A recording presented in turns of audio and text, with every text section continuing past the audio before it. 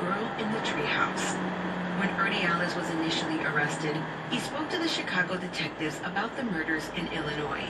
And then he voluntarily told them, yeah, you might want to contact your counterparts in California because this wasn't my first rodeo.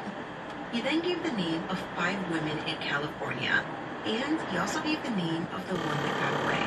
But the only thing he knew about her was that her name was Jennifer.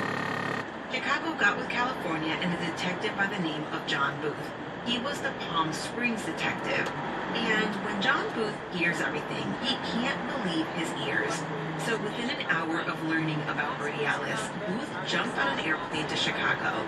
And sure enough, Alice confessed to everything.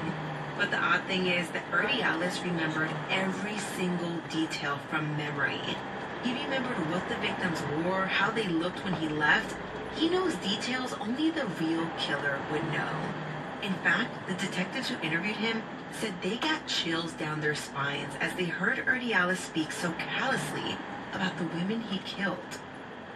After confessing to all 8 of the murders and the attempt on Jennifer S. Benson, Alice told the detective, quote, "I'm kind of glad in a way that you caught me.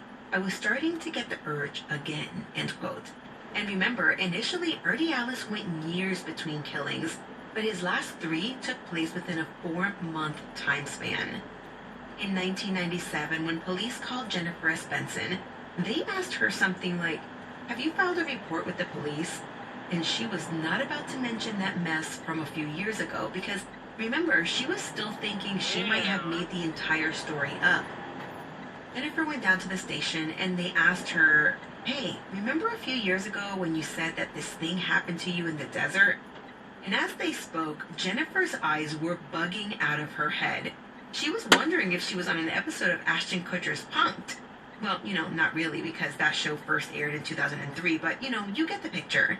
So they asked her if she might remember the man's face if she saw a picture of him, and she was like, yes, 100%. So they line up several pictures in front of her of different men, and her eyes immediately go to Andrew Alice's picture. The detectives are like, ma'am, you have to look at all of them. And she's like, oh, hell, I sure don't, because I know this is the man right here without a shadow of a doubt.